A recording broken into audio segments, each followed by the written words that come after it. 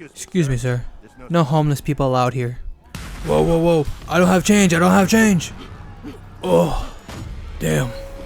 And you wonder why you're homeless. Hello, you beautiful people. Welcome back to the channel. And today, we're going to be talking about Batman Arkham Knight. The third and last game of the Arkham series. And I'm going to be glazing the whole game. So let's get right to it. Now, this game blew me away. Just like how Trump did to Clinton. From the visual graphics, amazing storytelling, character design, refined combat system, and much more that this game has to offer, when I tell you, this game was so fucking fun, I put over 30 hours into it because there's so much content that you can play, and for once, I went after the Riddler trophies. Not all of them because even though they cut them out in half from the previous game, it's still 243 trophies you still have to get. The story of Batman Arkham Knight takes place 9 months after the events of Arkham City. The game starts in a diner where people are affected by Scarecrow's fear toxins, which sets off the events of the game. Gotham is evacuated and you as Batman has to find Scarecrow as he is the main villain. You're then introduced to the coolest feature in the game, in my opinion, the Batmobile. I was so geeked out when I first saw it.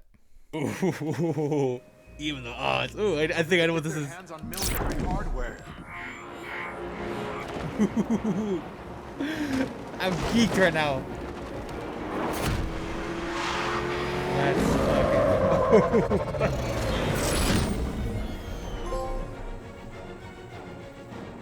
Let's go.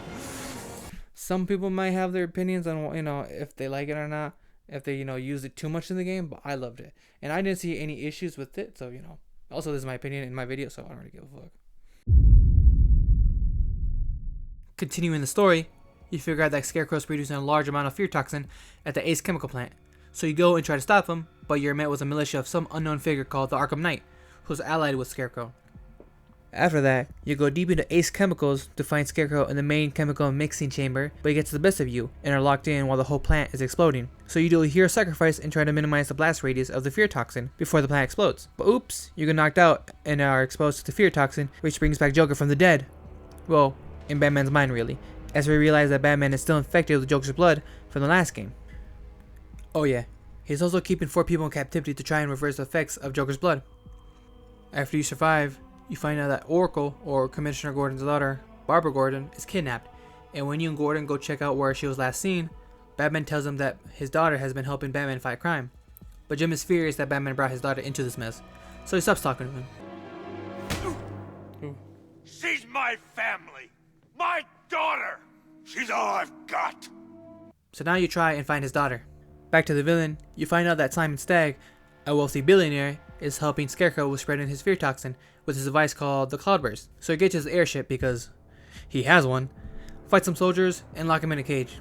Then you confront Scarecrow, but he flies away with the fucking Cloudburst by ripping it out of the goddamn airship. Like, what? So then naturally, you track him down and, oh hey Barrow, I've been looking for you, and oh fuck! Yeah, she kills herself because of the fear toxin. Damn, not gonna lie, I was bummed out. Yeah, after Scarecrow gets away, you find Barbara and you try to get her out, but you don't. After that, you get Ivy to help you prepare for the fear toxin by having her summon big ass plants on one of the islands. You then try to find the Arkham Knight's fortress to help you locate where the Cloudburst is at. But you also find out that Harley has gotten into the Bat movie studios, or whatever it's called. So you go and clean house, but while you're doing that, you get flashbacks of what happened to Jason Todd, one of the Robins who got killed by Joker. After cleaning the house, you get all the Joker infected people back, but only to find out the old guy did it, and damn, I liked him. After that, Robin finds out you're infected with Joker's blood, but you like him since you're selfish. When you leave, you're able to locate the Cloudburst, but Scarecrow and the Arkham Knight have activated it, and now Gotham's covered in this cloud of fear toxin. Ivy tries to stop it, but you need another big ass plant to help neutralize it. You find it, and after that, you have to go find the Cloudburst and destroy it. And when you go find it, you have to fight the Arkham Knight in it. When I tell you this was the most high blood pressure thing I did in the game, I was so shaky, I don't know why. Once you fight at the thing, it just charged at you, and it was fast as fuck. Like, what the fuck? Fuck.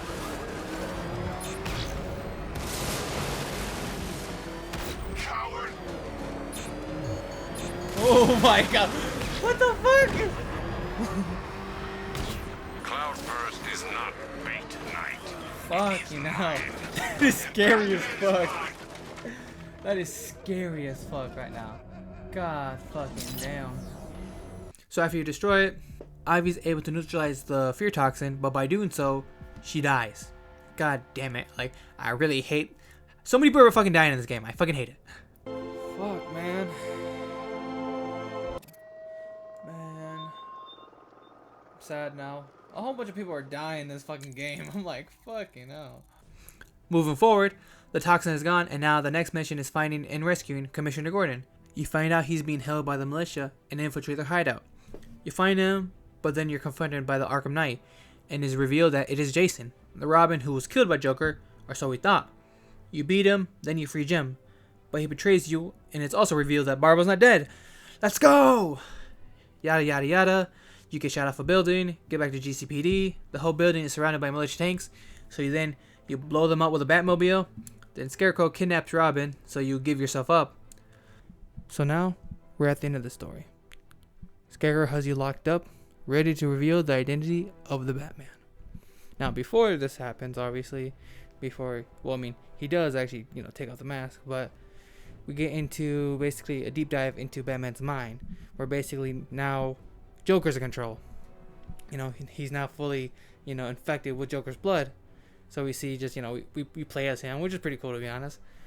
But, and there's a but, we obviously, as we play a little bit longer, it was like, a couple minutes later, you start to realize that there's some cracks forming in Joker's world. And, we get the hint that, he's not really in control. And so, obviously, in the end, Batman becomes Batman, or he stays Batman. He doesn't let the Joker control him, as, in the game, he says that Joker's greatest fear is being forgotten. And that's what he does to Joker in his mind. And also, too, the Joker's blood also makes him immune to the fear toxin. I guess. I don't know. There's a bit of stuff. There's a bit of holes in the story that kind of iffy, But besides that, it's still a good story in my opinion. But we snap back into reality, or Batman snaps back into reality, and Scarecrow basically tries to inject him with more fear toxin, but it doesn't work because he's not scared. Because he's Batman. He's him. He's him. You know what I'm saying? After the whole scene, the Arkham Knight basically helps you get free, and then you inject the fear toxin and a Scarecrow to himself. So he gets injected. Then it's just a cool scene of Batman being scary, and after that, obviously you win, but you still have one big ass problem: your identity. Everybody knows who Batman is now. Bruce Wayne. So, to really finish off the game obviously itself makes you capture all the criminals, at least to a certain amount, to initiate the Nightfall Protocol, which is, if you catch there's a certain, the minimum number, you blow up the fucking Wayne Mansion for some fucking reason, but that's not the true Nightfall Protocol, and I'm not gonna find out, because when I tell you, I'm not gonna be doing those fucking Riddler trophies. That's why you need to capture each. You have to do 100% it basically, and I fucking hate it. Besides the combat stuff, because I would not fucking do that. This was such a refinement from the previous game, and you could tell. Way more fluidity, more combat moves, and how the gadgets are integrated with fighting. You have the Batarang, Line Launcher, Electric Charge, Remote Batarang, Hacking Device, Disruptor, etc. And as the story progresses, you open more of Gotham City, and by doing so, getting new gear for the Batmobile and Batman's arsenal belt. Wait, did I say that right? Yes, obviously I already mentioned it before, but the Batmobile is part of your arsenal, which is so cool. I love how taking the Batmobile is an option for traversal, since you have upgrades to basically boost your grapple, to basically fly higher and longer. The Wayne Tech upgrades has 6 parts, which can be split into 3 types of upgrades. Upgrades for the gadgets, upgrades for the combat, and upgrades for the Batmobile, which all proves useful, as you will use them at least once, mainly to figure out how it improves the combat. Now, fighting in Arkham Knight is so rewarding, when you're able to beat down the enemy quick and clean, especially when you clear them out of an outpost or a checkpoint.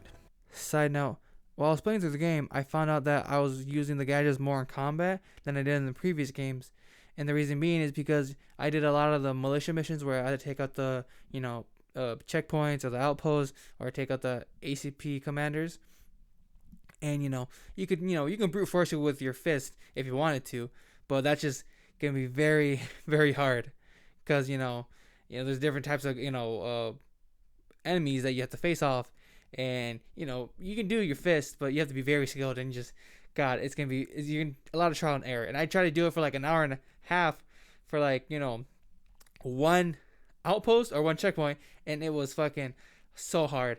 So obviously using gadgets really helped out, because obviously it's use it for unique enemies that are specific for that. Also too, I also focus on upgrades for those gadgets so that they can work more effectively. Last on the combat list is the detective mode. It's more clean looking and very useful. I had instances where I had to find side missions, and the detective mode helped me find groups of thugs or militias to indicate where the missions were. But other than that, it was used for stealth to see who to target first in a fight. The world of Batman is vast. Gotham is a massive city filled with villains, crazed lunatics, and an evil militia waiting to be beat down by the Bat. I love how Gotham City tells a story with the buildings and locations, and how you unlock each island of Gotham through progressing the main story.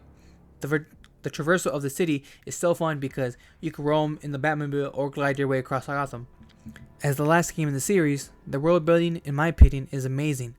As you see different parts of Gotham, it tells a story of how crime-ridden it is, and I love how the voices of thugs and helicopter pilots help you find side missions and overall fills out of the would-be dead air with unique vocals about the current state of Gotham.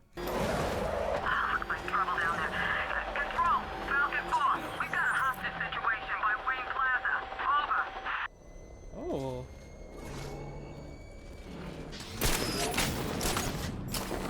Oh.